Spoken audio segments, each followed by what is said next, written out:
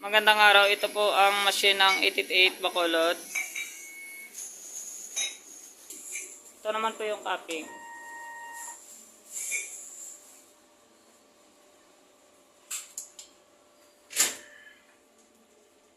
Aid clean.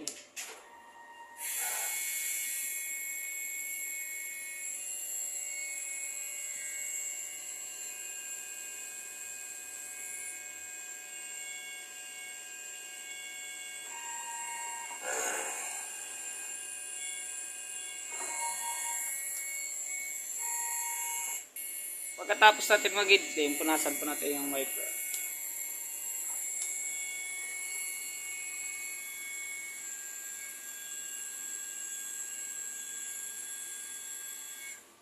Pati na rin po yung cupping.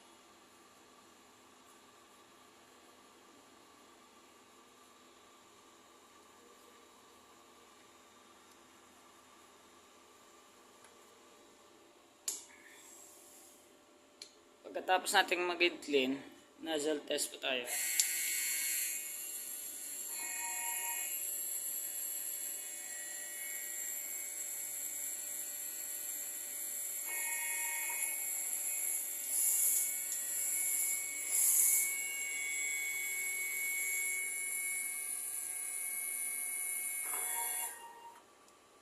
Ito naman po yung kakalabasan ng ating nozzle test.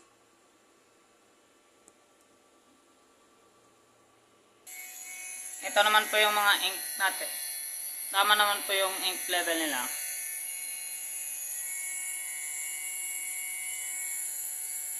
Ito naman po yung waste tank.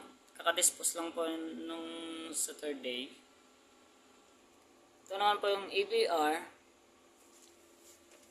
At ito naman po yung ground wire. At ito naman po yung nakalagay yung mga ink at saka powder. Dito naman nakalagay yung mga pan ko. Ito naman po yung mga delay output ko. Ito po yung mga ink na gamit ko, white. Wala pa pong black. Saka yellow. Magenta. Cyan. Ito po yung sa palm. At saka powder. Naka-update ko lang po kasi ito. At saka ang delay output po sa system ay updated na rin po. Yun lang po. Maraming salamat.